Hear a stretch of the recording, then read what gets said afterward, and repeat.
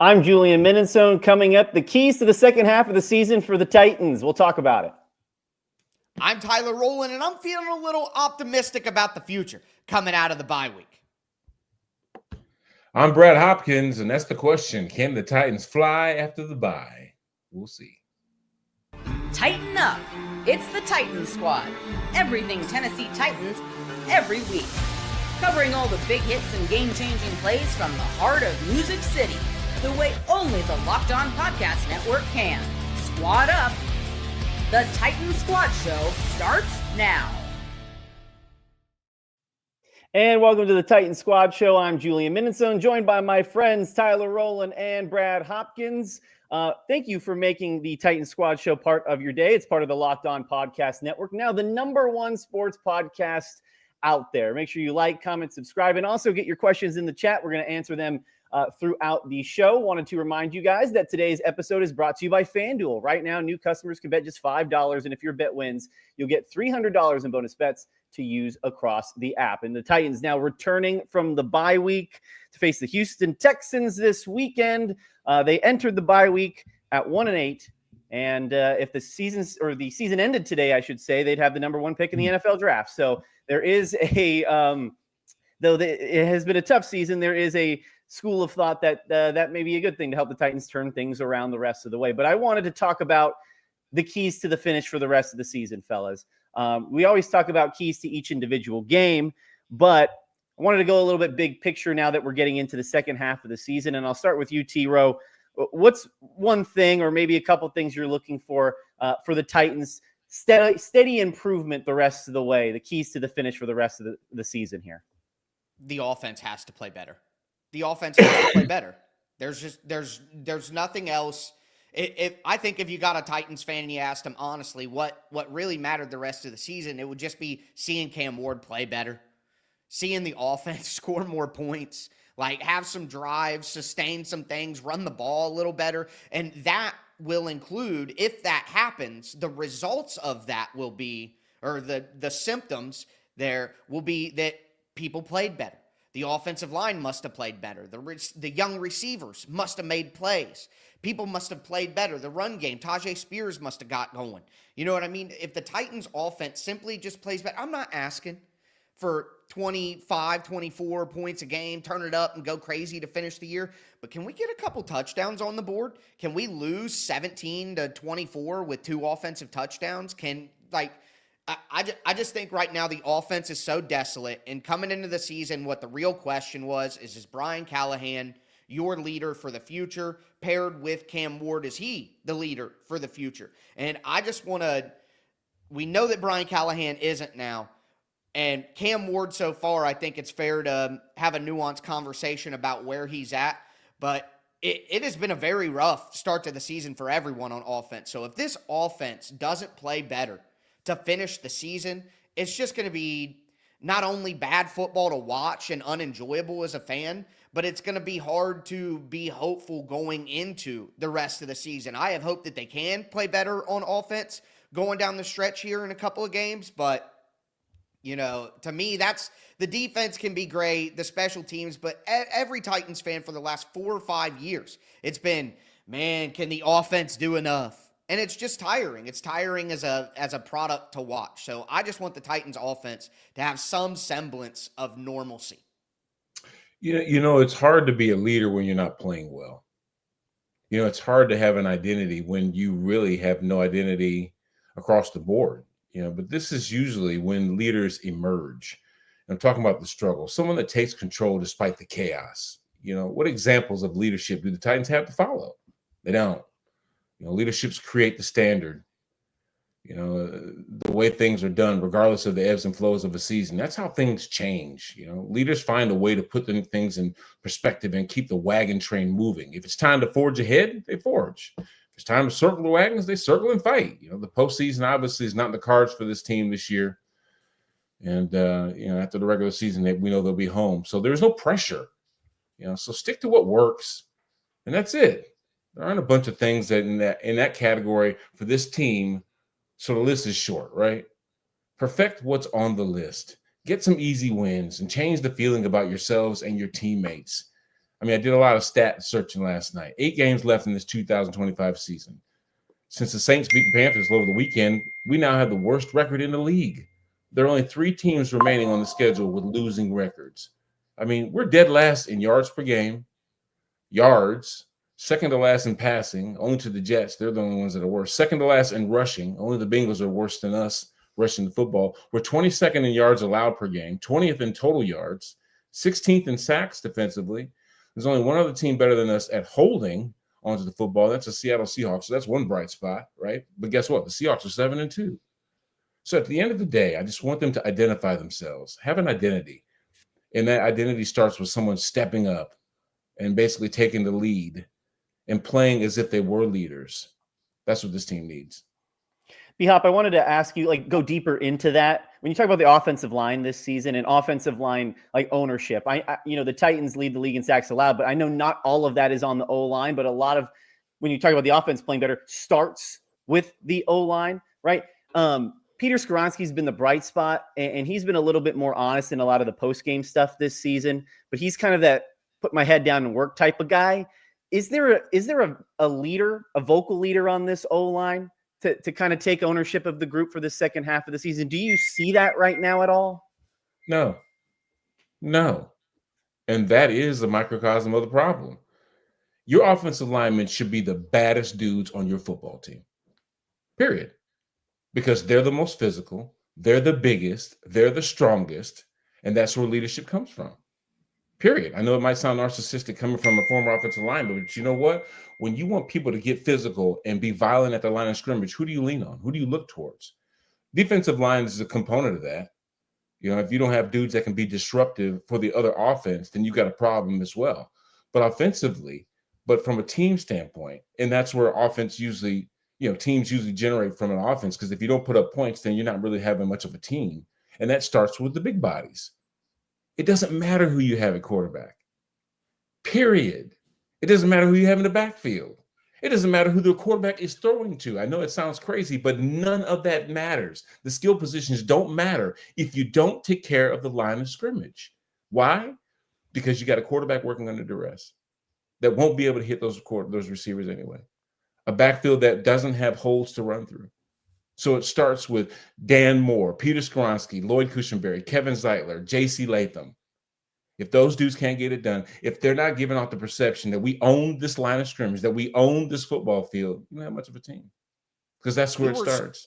We were sold that was going to be J.C. Latham. Like when he was taken 7th overall and Rand Carthon picked him and, Trench King, and he's out there in his rookie year on the practice field after practice and getting all this praise for how hard he works. And then we find out, now that we hear the stories in the second offseason, that he was actually super overweight at the end of the season. He was slow. He had to change his body. It was a big problem on tape. Now we know the truth of what happened there. And you just wonder, is Latham really like a, hey guys, follow my work ethic type guy like we were sold, And then they had all these conversations about Tavondre Sweat potentially being traded, and, all these different beat reporters are tweeting little nuggets like they haven't been enamored with him behind the scenes and stuff like that. And it's like, we were sold that it makes you wonder. You go back and you look and you're like, not to, beat the dead horse or anything, but Rand Carthon, L'Jarius Sneed, what's his commitment? How much is he wanting to come back and work through these injuries and like his experience here? And it's just, it's frustrating to see guys that are meant to be leaders, even though they're in year 2 and the team isn't good and things like that. That what you're describing, what they need on the offensive line is what J.C. Latham was supposed to be. Trench King, he's got the chain, the name, it's too early maybe, but let's hope that that's not something that is impossible at this point. Let's just hope that Rand Carthon wasn't wrong on him being that type of player, because that's what they need from J.C. Latham going forward. But the problem is he shouldn't have to be that dude going into the second year. That should have already been established. That's fair. Because I'm gonna go back to this history of this team here. Do you remember for 30 years they didn't have to have a left tackle? For 30 years. That sounds crazy, doesn't it? Mm-hmm. But that's because me, Michael Roos, and Taylor Lewan played multiple double-digit years. You see what I'm saying? So in the end, you had stability up front. You didn't expect a rook to come in here in his first or second year and all of a sudden start laying down the land and being the dude that leads us into the charge, because they already had veteran presences that did that. We don't stay around long enough. I put it this way. I would hope that Peter Skoronski plays for 13 years here, because if that's the case, he'll already have the accomplishments as far as the accolades that will go along with it, because he's playing really well right now. And that establishes a standard. You get compliments to him as a player, draft more linemen, develop that part of the roster, and now you've got somebody that can sit back there in that pocket like Cam Ward for the next 10 years himself and just deal. And then you just kind of plug and play guys like they've done Patrick Mahomes in Kansas City. But what's the biggest problem that Kansas City has? Offensive line play. That's why they're inconsistent. That's why they got blown out of the damn Super Bowl last year, because they couldn't keep their quarterback protected. And everybody says that Patrick Mahomes is the best quarterback in the modern football era, isn't he? But how good was he against pressure? It doesn't matter. And that's the point. So if you can't develop your roster of linemen and keep them in-house, don't try and get trade value and draft equity by a guy that's a Pro Bowler or an All-Pro. Keep that dude in the house and you build around him. And then you hopefully can get at least 3 or 4 dudes up front that are just some bad M&Fers, that when they step off the bus, everybody shudders. Because that's what you want. You want your offensive lineman to be the first dudes off the bus. You know why? Because when you start looking at that team and you see some massive individuals that got a scowl on their face like they're ready to rip your head off, that strikes fear in your opponent. And if you don't want your receiver stepping off the bus first, they're good-looking guys, skinny dudes, small sometimes in stature. You don't want that. I want offensive linemen and I want defensive linemen stepping off that bus. So that way when the other team is watching them, they're going, oh, my God. It's like when you're in high school. When you're in high school and that school bus pulled up right next to the field, right, and you got off, and when you got off that school bus, if you saw some monsters getting off there, as a kid, you're like, holy crap, man, it's going to be a long day today, right? Versus that other team that really didn't have anybody that was striking fear in the hearts of anybody. It's real. B-Hop, you mentioned the youth of J.C. Latham. He shouldn't have to be expected to be the big vocal leader right away. As a former player and lineman at that, for you, when did that click, that light turn on for you that, hey, I'm no longer the young player. I am going to be a pillar of this offensive line and act as such? Well, if you don't know my history, my first line mate, my left guard, was a guy named Mike Munchak. He played 12 years. He was our leader. Then when Mike retired and went into coaching, the guy that slid into the spot next to me for the next, I don't know, 10, 11 years, a guy named Bruce Matthews. He played 19 seasons. So I didn't have to be the vocal leader when I first came in. They already had that on lockdown. Throwing a guy like David Williams, who was the right tackle, who was another all-pro dude. He was a first-rounder out of Florida. Even we had Mark Stepnoski coming in from the Cowboys, another established dude. There were so many veterans up front for us that I just basically learned from them until they left, until they retired. Then I took over the banner, took over the mantra of being the leader up front. You see what I'm saying? And then it was then I started trying to be more of a vocal leader because I had to be. But guess what? I learned how to do it. I learned how to do it from guys that are wearing gold jackets. That's not a luxury that this team has. It's unfortunate, but those guys got to stick around to be revered as such, right? So that's where I didn't have to be that guy. To answer your question, is like I learned it from the best, how to speak when need to be, how to be quiet when need to be. And also as a leader, the best thing is learning how to communicate and knowing who you're talking to. So it was easy coming from guys like Mike and Bruce that taught me just, first off, your work shows who you are. Sometimes you don't need to say anything, but you go out there and lay in the lumber. That's a standard, man. And that gives you something to follow. So I was very lucky when I came in. T-Row, I wanted to get your opinion on something. The Titans decided to keep Chigakonko at the trade deadline. And my thing is, whether it was the value for him or whatever your reason is for keeping him, you might as well use him now, right? Does it feel like tight end involvement could be increased in the second half of the season? And we talk about offensive efficiency, high percentage throws. Cam Ward lived with the tight ends throughout the training camp. Is that somewhere where maybe the Titans could take advantage, specifically winning first down and getting in manageable downs and distances, letting those guys make plays?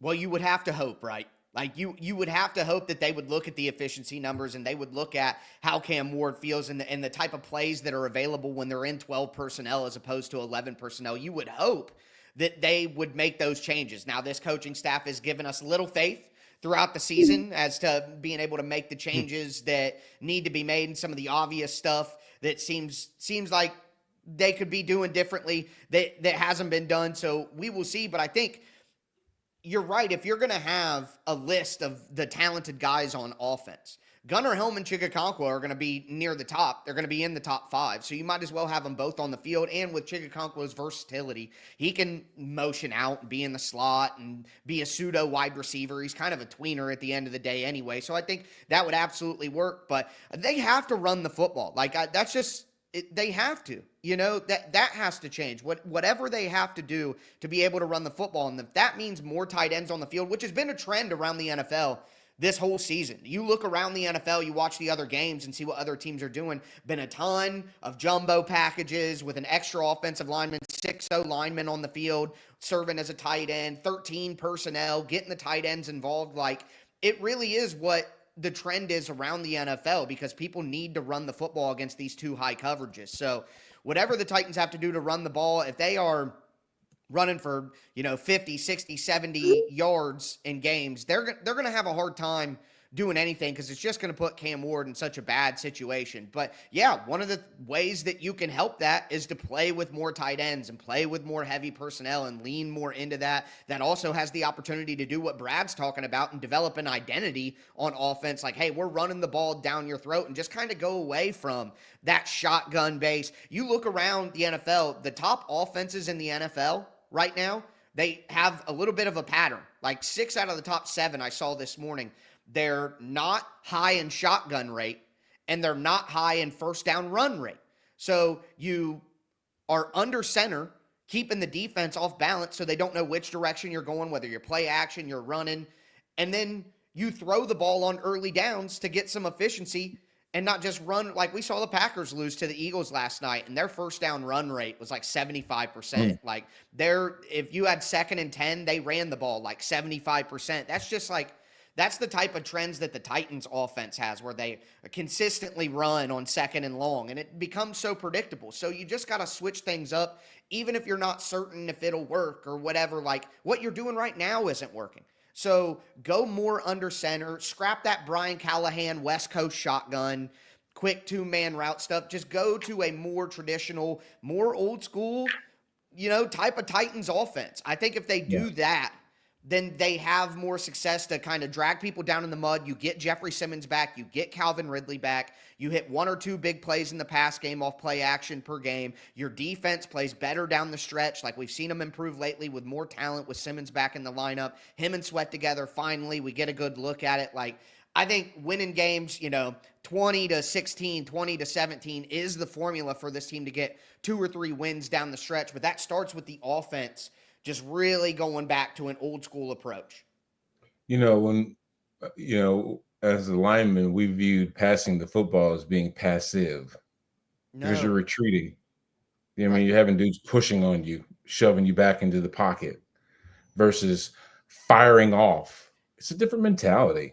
Mm-hmm. Whenever we had the Dirty Dozen, which usually were the first 12 plays that we had scripted that we were going to run, and we saw that it was run heavy, that made us feel good because guess what? We knew we were going to get the tee off.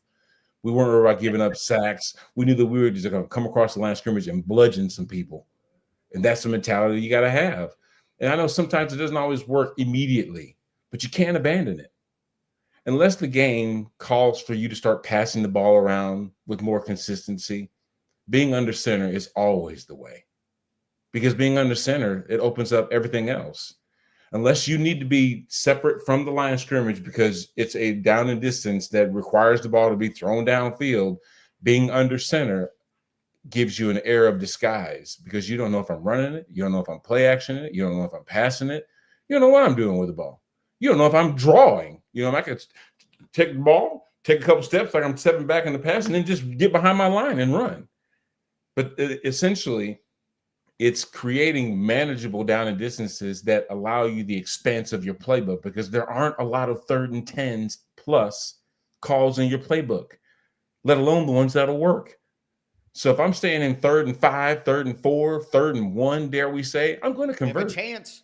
I'm going to stay on the football field. I'm going to keep leaning on this defense. And eventually I'm going to put some points on the board. Because if I keep moving towards the goal line, eventually I'm either going to cross it or kick the field goal between the H. I said H like I'm back in the 30s. But you see what I'm saying? But the point is, being physical up front starts with running the dang football. And I was just as much lucky not only playing with Bruce and Munch, but to have Edward George behind me. You know what I'm saying? Have these dudes that were personified. I'm going to hit you in the teeth. You think anybody wanted to tackle Eddie? 6'3", 240 pounds? Well, the Titans are getting Khalil Mullings back, so he's more of a physical runner out of Michigan. They finally get him off IR. Maybe that'll help. If I don't have a guy that's going to run over the tackler, I at least want a Chris Johnson that's going to run around the tackler. See what I'm saying? Play Tajay Spears is what I'm hearing. I mean, he's that jitterbug that they need. So they can do a couple of things. But the thing is, the risk is always ran to have what's going on in Philadelphia. Saquon Barkley got all the love, got all the credit for them getting to the Super Bowl, right? AJ felt a certain way about that, especially as the season progressed. And then put more pressure on Jalen to try and get him engaged and involved to the point where, like, talking all this crap about AJ and, trading him or all this other stuff because he seemed unhappy because why? He wasn't getting the football. At the end of the day, Jalen doesn't care who gets the football. It's about winning the game. And if you don't have that mentality, then you know what? You're just basically a liability to your team. But sometimes that happens. You run that risk when you run committed like we were. Because think about it. Who were some, when Eddie was running the football, name 3 receivers that made a name for themselves that weren't already established? Derek Mason really is. I mean, the Titans have a tortured wide receiver history, so it's always a short list when you talk about good wide receivers. But that's really. I mean, I loved Kevin Dyson. He was my favorite wide receiver. Shout out KB. He was my favorite wide receiver of the bunch. But Derek Mason is the only one that made the Pro Bowl during that time. So. But you see, the most success that we had in recent times for the Titans was when, just like shot by Buddha said, when 22 was back there, Derrick Henry was back there, you was getting a mouthful. You know what I'm saying? Mm-hmm. So, and him and AJ together was unstoppable. Come on, man. So I could imagine that. If I was Cam, I'd be ticked off the fact that I didn't get to play with Derek. You know what I mean? Yeah. Can you imagine Derek and Cam? That's an offense right there, man. Absolutely. And we'll talk about Cam Ward here on the other side of the break. What we want to see from the rookie quarterback the rest of the way when the Titan Squad show returns. Keep it here.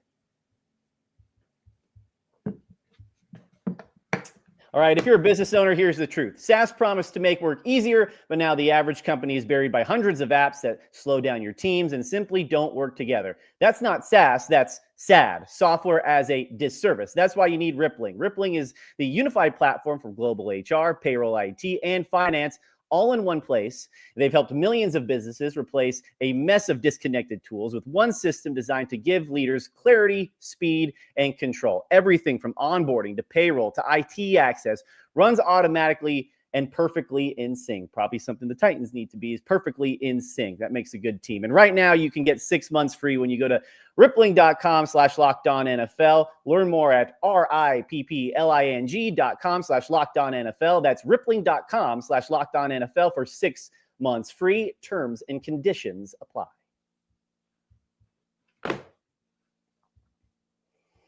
All right, fellas, wanted to talk about Cam Ward. Of course, priority number one going into this season was his development.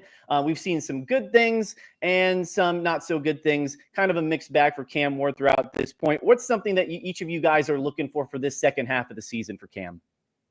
Consistency. I want to see consistency. I want to see, some of these I don't know how to describe it. The plays just the ball comes out of his hand weird, and it's not even close. Maybe miss an open guy on a route. I don't expect him to be perfect, but I'd just like to see more consistency down to down. Now, we want that from the whole offense, and it's hard to do that when wide receivers drop passes and there's constant pressure. And I think, quite frankly, the biggest issue, like we've talked about throughout the year, is coaching. The Titans offense is predictable. Watching it on tape, it's like the other defense knows the play call. Last week we saw, or a couple weeks ago, the Colts are screaming on the line of scrimmage. Cam changes the play to something to deal with the pressure. The Colts back off, and the play is just, ruined.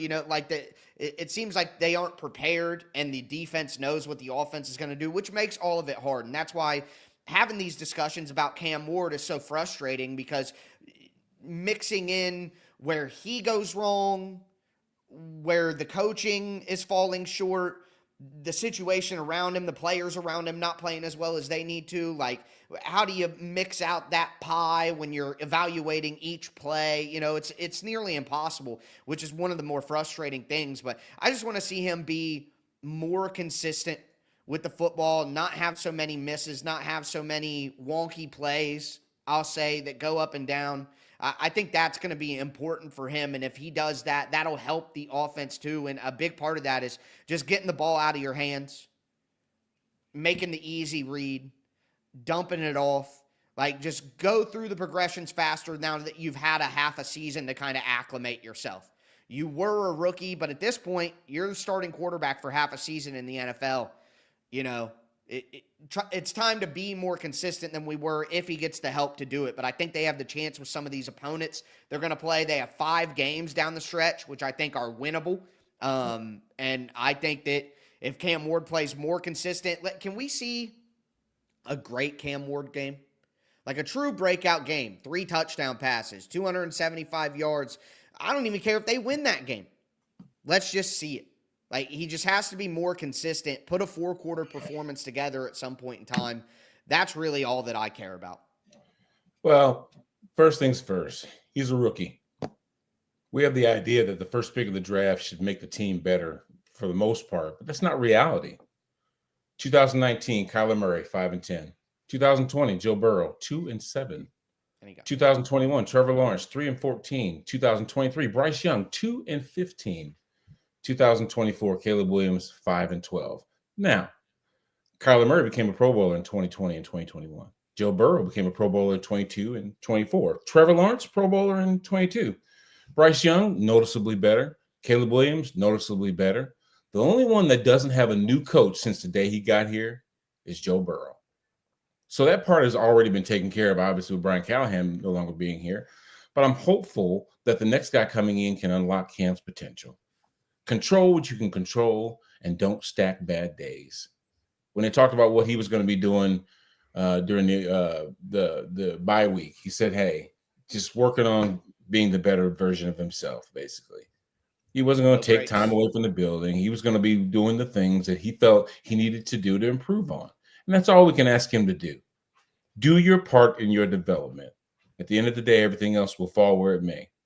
So I think our expectation needs to be lowered, because at the end of the day, this guy has the least amount of experience in the NFL than anybody on that roster. So I don't expect him to come in here and be a world beater. I don't expect him to come in here and be our leader. I don't expect none of that. I expect him to learn. I expect him to develop. Because if you look at the track record of first picks of the draft, especially at quarterback, it don't always happen. Not in the first year. To that point, and Tyler, to your point too about the whole offense and where do you kind of place where the issues are.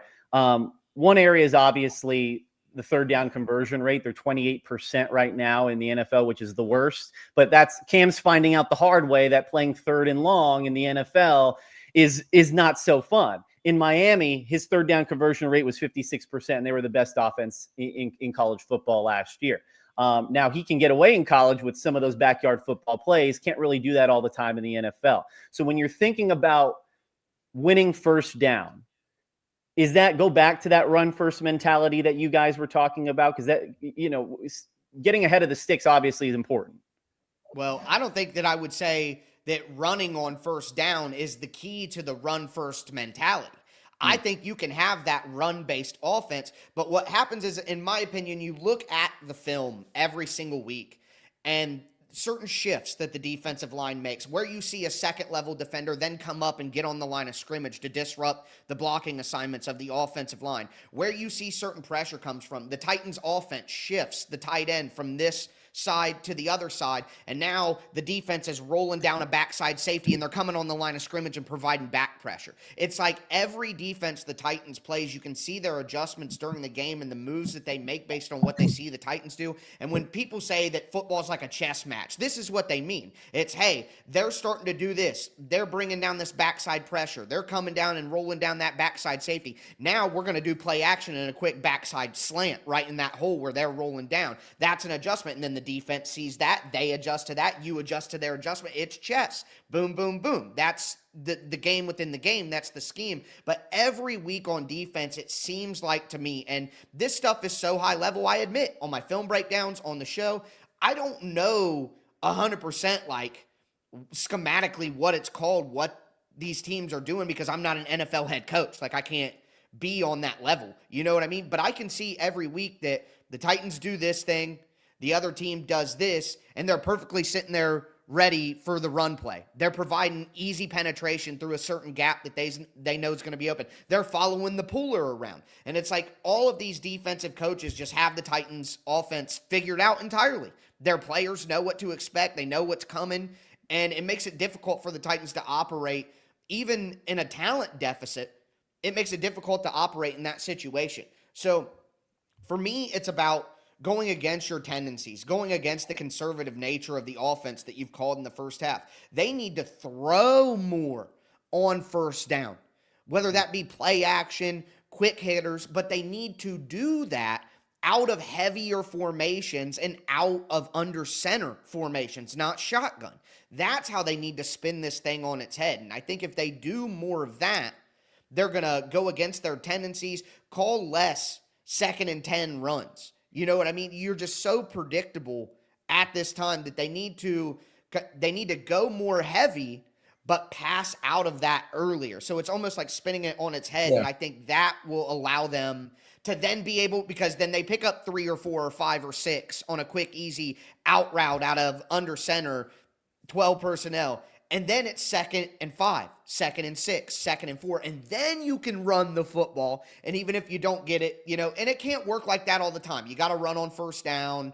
You got to run on 2nd and 10. You can't do one thing all the time, because then it becomes a pattern. So I'm not saying do this exactly like it's Madden and blah, blah, blah. It's got to be more nuanced than that and more complex than that. But those are just simple trends and patterns in their play selection so far this year that are indisputable based on the data that they need to spin on its head a little bit to catch defenses off guard. Well, my only pushback to that is its execution. And it's getting into a rhythm when you're talking about the pass game, right? Because it doesn't make any difference if I got this pass call that then ends up in an incompletion or my quarterback gets sacked. You see what I'm saying? So if receivers aren't getting separation, if a quarterback isn't getting into the rhythm and trusts the throw that he needs to make to get that ball out of his hands to create that consistency of getting 3 yards here, 5 yards here, 10 yards there, let alone the deep stuff, then that's where you have the inconsistency, because all you're doing is creating incompletions. Now you're creating longer down and distances, because if you start in that 1st and 10 and you throw an incompletion, now what do you got? You got 2nd and 10. Now what are you going to do? Try and run the ball in 2nd and 10 and get 2nd and 7? You see what I'm saying? Or run the risk of getting a sack. Now you're in 3rd and longer than should be. But I'm just saying, balance what you do. You see what I'm saying? And you're right. There are a lot of predictable situations, but the prediction comes from what? Only being able to do what I can do. There aren't a bunch of exotics that this offense has in the playbook. Why? Because it don't work. Because they don't have the consistent dudes that can pull it off. If I knew that Cam Ward was going to step back and 8 times out of 10, he's going to find an open receiver, a lot of times like we're seeing working against our defense, then I would say do that. But what happens more so than not is incompletions, is sacks. The things that end up negating a drive or getting you 3 and out. You know what I'm saying? So at the end of the day, it's finding what works. And sometimes it doesn't matter if the defense knows what you're doing if you can do it. You see what I'm saying? You might just go up to the line of scrimmage and say, you know what I'm going to do? Hey, because you guys haven't been able to stop me, I'm running the ball right over you. And until you stop me from being able to do that, guess what I'm going to do the next play? I'm going to run the ball right over you because that's what I do consistently. And that's what I do well. But they need to find out what that is that they confidently can run, so that way everything else can build off of that. The problem is they can't do that. They can't say, I'm running here, we're running over you. They literally can't do that. And I'll say, I don't expect exotics. Let's play action more on first down. Like, that's what I'm asking for. The Titans' play action rate on first down and the Titans' throw rate on first down and the Titans' run rate on 2nd and 10, these are very, very high percentages that are just based on what we've seen so far. So for me, I'm not asking for anything exotic per se. I just want to see them mix in some more play action on early downs, mix in an under center short pass on early downs. And I would say that there are downsides to that, like sacks and incompletions. But the problem for the Titans right now is that the other side of it isn't a 1 or 2 yard gain or a 3 yard gain in the run game. The other side of it is a 2 yard loss in the run game. So it's not like we're weighing a 3 or 4 yard gain in the run game on first down against the potential of an incompletion or a sack. We are basically weighing a 1 to -2 yard gain on first down versus an incompletion or a sack, or, a blitz against the play action on first down that loses yards. I just feel like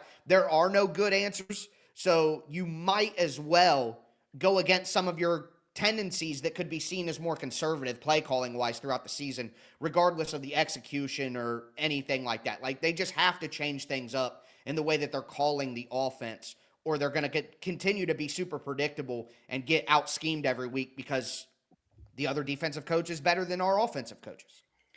Going into this second half of the season, Cam Ward, 5 touchdowns, 6 interceptions, and a completion percentage rate of about 57.6%. Obviously, fans would love to see some improvement going into the back half of the season. Now, on the other side of the break. Oh, B-Hop's got the jams going on. There we go for a morning. The slow drive this morning. We're going to talk about some players that maybe were standout, maybe some first half MVPs. We'll talk about which players maybe exceeded our expectations on the other side of the break. The Titan Squad Show returns. Today's show is brought to you by our friends over there at Peloton. Look, folks, it's time to break through the busiest time of the year with a brand new Peloton cross-training Tread Plus that's powered by Peloton IQ. It's Peloton's most elevated technology and equipment yet that gives you real-time guidance, and it gives you endless ways to move, whether you want to work out by yourself or if you want to work out with your favorite instructor, like my personal favorite, Alex Toussaint. He always gets me fired up to tackle the day. And the thing I like about Peloton, it helps me achieve more in less times. They have features that help you plan, stay motivated, track your progress, and Peloton IQ also provides personalized workout plans and recommendations. That's something that I use right now during the busiest time of the year covering the NFL. They plan my workouts for me based on my mood, my vibe, and also my favorite instructors. So make sure you check it out and use it, because it also helps you correct your form in real time, and it maximizes your reps. It counts your reps so that you can do it smarter, safer, and more efficient. Let yourself run, lift, flex, push, and go. Explore the new Peloton cross-training Tread Plus at onepeloton.com. All right, fellas. So we talked about things the Titans need to improve on for the second half of the season, but I wanted to get your take on maybe a player or two that have caught your eye that maybe has been better than expected, exceeded expectations, kind of a first half MVP where, hey, we are excited about this player moving forward. Tyler, I'll start with you here.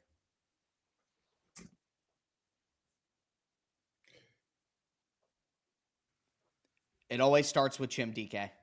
There's no other place to start. That you want to talk something good about the Titans. You want to be happy. You want to have a smile when you're talking about the Titans. You just talk about Chim DK. That's really all we got. There's a couple of bright spots that I'm sure we'll hit at, but if we don't start with him, then we're just lying. He's been absolutely incredible. You want to talk about an all-pro level player. Look, Jeffrey Simmons is the other one. I'm sure we'll get there. He played great, but then he missed time again, like he's been doing, and that's going to limit his production on the year because he misses time quite a bit recently in the last 3 years now, including this one. He's missed quite a few games, up to 10 games at this point. So I think you look at consistency, all-pro level play, like watching an all-pro level player on Sundays for the Tennessee Titans. Chim Dike has been the one all season long. He's been great. Even, it's not just the big returns, the flashy returns. He's just consistent with the amount of yards he gets on his returns. He's not only, and what Titans fans have been through the last couple of years, we're just hoping, I mean, when Mason Kinsey was called up last year for a couple of years and just literally caught the ball and didn't fumble it, just literally caught the punt and didn't fumble it, we thought it was ecstasy. So to have a guy that not only you can count on to catch the ball and be consistent in that way, but also make explosive plays and help the team, like, very encouraging to have Chim Dike and the start that he's off to, and then you sprinkle on the wide receiver plays that he's made and how he's kind of emerged as a utility guy there. He's certainly the surprise standout when he was the least hyped fourth-round pick of the three guys that were drafted in the fourth round. He was the one who fans were like, Chim Dike, whatever, you know what I mean? Back to Io and Helm. He's been the big standout this year. B-Hop? Well, I see your Chim Dike, and I raise you 2 more in that 4th round, so I'm going the entire 4th round. Elik Ayumanor, he leads the team in receiving and touchdowns. Chim, obviously, he leads the whole league in all-purpose yards.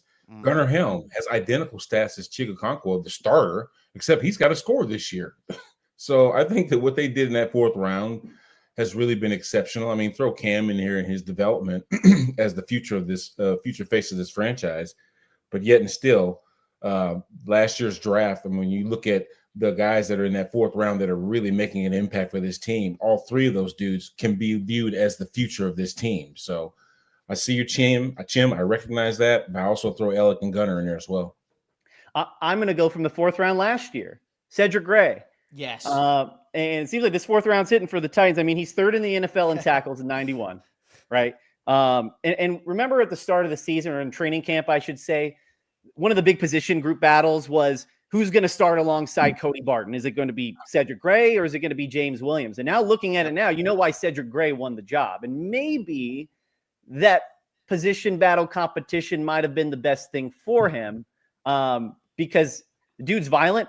I asked him probably 2 weeks ago before the bye week, if somebody told you when you were hurt last year that you'd be near the top of the NFL in tackles, what would you have said? He said, I would have believed it. Absolutely. And when you think about what Mike Borgonzi said about finding pillars to the team, foundational pieces, guys who pay attention to detail, come to work every day, he's certainly somebody who's earned the job and has worked his way back from injury and is kind of checking all of those boxes there. What do you guys think about Cedric Gray? Because, we mentioned Jeff, but Jeff's missed some time. So I'm trying to think of somebody on the defensive side of the ball here. Hey, Julian, and not only did he win the position battle, he came from behind.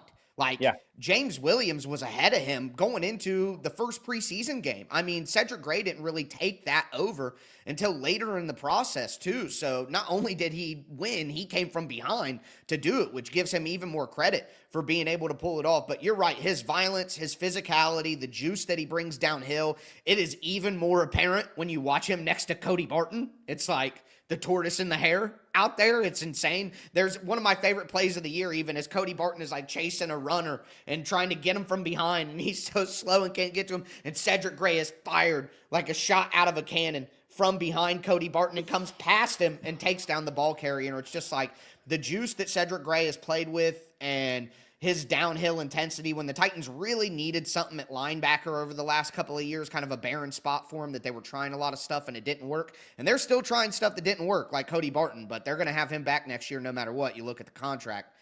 Cedric Gray being exactly what you hope he would be, and a balance to what Cody Barton has given you, that is critically important, even in the defensive struggles. Cedric Gray is absolutely one of the other bright spots on this team that you can actually be excited about. Yeah.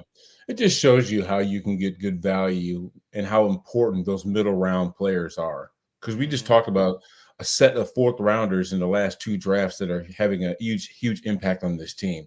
Yep. 91 total tackles, 52 on his own. I mean, throw a sack in there and a couple of passes defense. The guy's all over the damn football field. And that's what you want from a dude that plays that backward spot, right? And you want him to play with a level of ferocity, a level of violence that strikes fear in the hearts of any ball carrier. And that's what he does consistently. So I like his mentality. I like his flying around sideline to sideline ability, and the fact that he sticks his nose in there when need be. So I think that he's a great compliment to this defense, and he also shows exactly just what kind of equity you can get in those second, third, and fourth rounds. And let me just say as a side note that this goes to me why it was smart for the Titans to make those trades before the deadline, because we're talking about fourth round picks. That third, fourth, fifth round, that's where you really build a team, man. Like, you hit on those middle round guys, you can really find some key starters for value contracts, build out your young team. If the Titans get this thing back on track, it's going to be because Mike Borgonzi hits on 3 fourth round picks. It's because he hits on these middle round picks. The first round picks have to hit. They're expected. They're going to be decent players. That's usually what you expect. But hitting in those middle rounds is really, really, really key. And we see that there's the ability to do that. So when the Titans get a 5th round pick, a 6th round pick, it's not just that they're going to pick in the 5th or pick in the 6th. Now they can combine those things and move up in the draft, get more 4th round picks, get back into the top 100 in the 3rd round. That's the type of stuff that has to happen for this team to turn it around. So I know some of the trades frustrate certain fans because they're giving away players or whatever, but the vision for the Titans has to be hitting in these mid rounds, and players like Cedric Gray and the weapons on offense. That's what we have to hope happens for this team to actually get better. And to that point, Mike Borgonzi said he did not want to trade Draymond Jones, but got a conditional 5th that could turn into a 4th if he gets 2 sacks and the Ravens make the playoffs. So Titans fans rooting for the Ravens the rest of the way. Make sure you get your questions here in the chat. We're going to answer them on the other side of the break. The Titan Squad Show returns. Don't go anywhere. The NBA is back, and there is no better place to get in on the action than FanDuel, the official sports betting partner of the NBA. Even if you missed the start of the game or want to ride the hot hand, FanDuel has live bets on everything from who will score next to fourth quarter comebacks. Plus, you can even combine your live bets into a same-game parlay for a shot at a bigger payout. It keeps every game exciting, especially when your team's making that late push. Right now, FanDuel is giving new customers $300 in bonus bets when you bet your first $5 bet, and that bet wins. So head to FanDuel.com to sign up. Play your game with FanDuel, the official sports betting partner of the NBA. All right, guys, wanted to get some of the chat involved here. We've got a ton of questions actually throughout the show. Somebody asked about Matt LaFleur. If he were to get fired by the Packers, where would he shoot up on your list? I know we still have half a season left, but this season, the Titans are looking towards the future and have a vacancy as head coach. First off, I'm a huge Matt LaFleur fan, just even as a person. You know what I mean? I've had a chance to chop it up with him on a number of occasions, and just the respect he has for players and how he can get the most out of those dudes, how he can help create a culture. To me, that speaks volumes. Obviously, in being the head of one of the more iconic franchises like the Green Bay Packers, there comes a lot with that. You know what I mean? And he might not have had the most success, but he's made them extremely competitive. They haven't fallen off by any stretch. But I think that, when you're looking at guys that could actually do it, and I'm not going to put it this way, he would have had to get fired for him to be an option. So I'm not hoping that happens for him. You know what I mean? But as far as a person, as far as a coach, as far as a play caller, I like what he brings to the table. Set things right. The reality is the Titans had Matt LaFleur and Mike Vrabel at the same time, and there are some who think that maybe keeping Matt LaFleur as the head coach instead of the OC would have been the best possible move for the Titans. Get Matt LaFleur back. Let's do this. He's been here before. He knows the area. You go ahead and fight. I mean, there are so many, like Kevin Stefanski. There are people in Minnesota mad at Kevin O'Connell. Like, you guys don't know how good you got it. Matt LaFleur has one of the best, winning percentages in NFL history. And just his team just wins a bunch of games every year. I just go ahead and fire him, please. I would beg for that. Please fire Matt LaFleur. Please fire Kevin Stefanski. Yeah, I mean, you know whose name came up in the building. This is in the building. The guy that's calling the plays in Pittsburgh. Please no. Yes. Please, no. I know. I The saw a Bills report that calling mentioned for it. Arthur Smith too. I am Yeah. begging them, please do not do that. But what Watching does the Art Smith Steelers do? is so Art Smith frustrating. does some of the things that we were talking about, Tyler. He has that run first mentality. He Brad, I has that defense agree. on the Just line. last week, the game against the Chargers, where the Titans would do normal stuff and then they'd run Wildcat or they'd run a flea flicker or they'd run some sort of orbit motion, fake wide receiver reverse into a backside tight end screen. Like they'd run these sissy foo-foo plays. To me, that is what I call them. Okay. That's what I What is call them. that? And to me, like Arthur Smith leads the NFL in sissy foo-foo plays. He thinks he is so smart and all these little I'm quirky saying that right plays now. that he runs Not out of gonna make that 13 word. personnel. He thinks he's such an evil genius, out scheming everybody, taking Bijan Robinson off the field to play Tyler Algier and stuff. Like I can't do the overthinking mad genius Arthur Smith nonsense. I'm sorry. I would die. Well, I know you said to get the questions going, and I hate saying the guy's name because it just sounds weird. Nipple twerk. Okay. Oh, yeah. My man's on to something. He's on to something because that's called foundational. That's called consistency. Mike Vrabel is what 8-2 right now, leading the division Coach of the year after having candidate. taken a year off and getting fired, right? Yeah, I mean, Yeah, just we go know. back to the AJ trade. That if you could just go back in time, if we could just spin the dial back and just grab John Robinson's phone and smash it with a sledgehammer. If they just don't trade AJ Brown, if they simply don't do that, everything is different. That is the inflection point in the fork in the road that changed everything. Is John? It's like we just saw the Dallas Mavericks general manager get fired, Nico Harrison, for the guy who traded Luka Doncic. And that is an even worse version of the A.J. Brown trade. That is like that magnified by 10, especially if Luka goes on to win championships. I'm letting my Laker flag fly a little bit here. But the point is, we have not seen a trade so obviously stupid since the A.J. Brown trade until the Luka trade happened. Like, that was so obviously a terrible decision.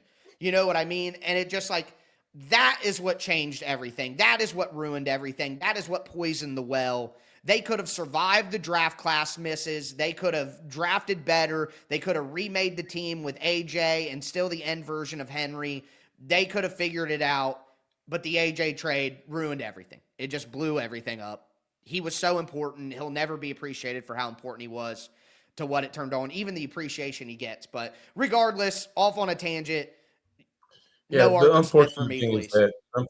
is that AJ Brown wouldn't have become a household name here in Nashville, and that sucks. He already was. I disagree. He already was. In 2021, he already was. He was that good. Everybody knew. Derrick Henry and A.J. Brown were household, big-time, superstar guys. He already was. He's bigger with the Eagles. You're right, Brad. He's bigger with the Eagles. He's way more of a star with the Eagles than the Titans. But by God, what if the Titans didn't trade him? What if they got the draft class back on track? What if they hired Ryan Cowden for Mike Vrabel, who he wanted to work with him? And right now, the Titans are still a great, dominant team, and A.J. Brown may be just as big as he is now and more happy. You can't talk me out of it. You couldn't trade A.J. Brown. It's terrible, and now I'm sad.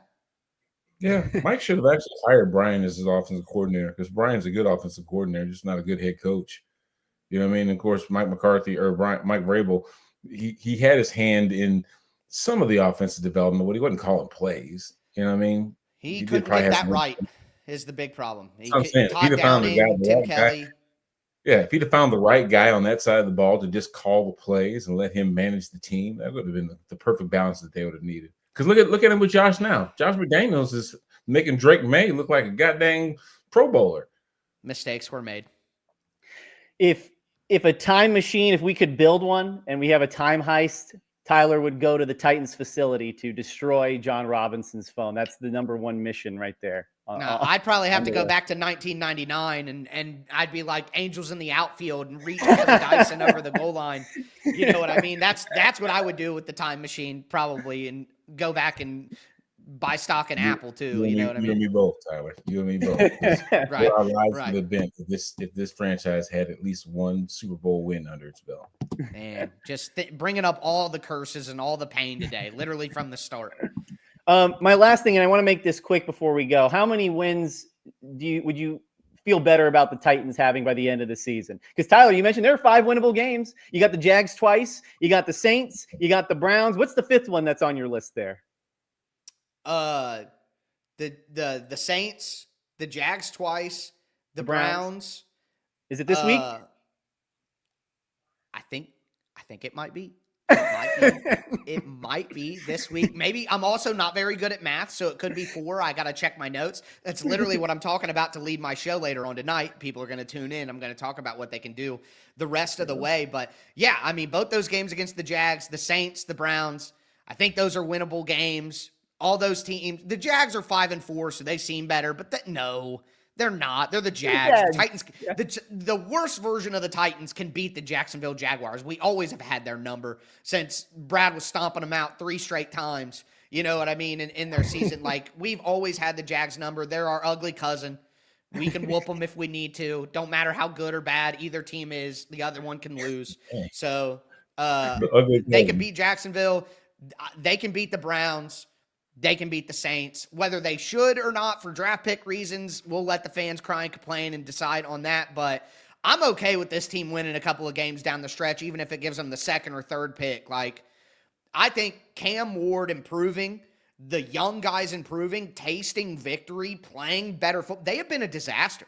Like, remember that Raiders coach, that anonymous Raiders coach, said that was the worst team he's played in 25 years? Like, the bad habits that must be forming and building and just the thoughts in their minds as young players coming into the league with, not just that they're losing, how bad they are. They are bad, man, and they're getting destroyed all the time. Playing some good football, winning 2 games, you know what I mean? Win a couple games. I think that would be more important to me than, like, they actually do have a young team that needs it now. This isn't the last couple of years where it's like, whatever. Like, it would be better for Cam Ward to taste victory and for them to play well enough to get victories down the stretch, at least just a couple, than it would be for the draft pick. Like, the quarterbacks aren't that good. There's enough defensive talent at the top. You'll get a good player. I'd rather see Cam Ward and the young guys play some good ball. You know what's worse? The only thing worse than having a losing season is getting swept by a team in the division. Yeah. That sucks. That already happened with the Colts. Let me ask you this. If the Titans jumped out to a 29-10 lead heading into the 4th, you think they could hold off the same team that scored 26 points in the 4th quarter to win? I'm talking about the Texans from last week. One of the most dramatic comeback games of the year. Mm-hmm. Yes. It's just, the only thing that gives the Titans a chance is what? Nashville. So it's on you and only you, Titans fans. If the Texans win, it's because you didn't make it hard enough to play here. It's obvious the Titans can't do it on their own. So what are you going to do, Nash Vegas? You're going to show up and show out? You're going to fake it until we make it? What are you going to do? You're going to make it raucous for D'Amico Ryans and them to come in here and get a W on us and to sweep us? We've yet to score on the Texans. The only way we're going to win is if we do that. So I'm putting it on you, fan faithful. You don't show up, the Titans lose. You show up, we could probably win. Let's go, Nash Vegas. I think that's a good place to end. A little pep talk from B-Hop. Message to the fans right there. Yeah, there you go. All right, everybody. Thank you for joining us here on the Titans Squad Show. Make sure to check out Tyler Rowland's Locked On Titans every single day. Make sure to like, comment, subscribe, all that fun stuff here on the Locked On Podcast Network, the #1 sports podcast network out there. But I'm Julian Minnesone. That's Tyler Rowland. And, of course, that's the legend Brad Hopkins. We'll see you guys on game day.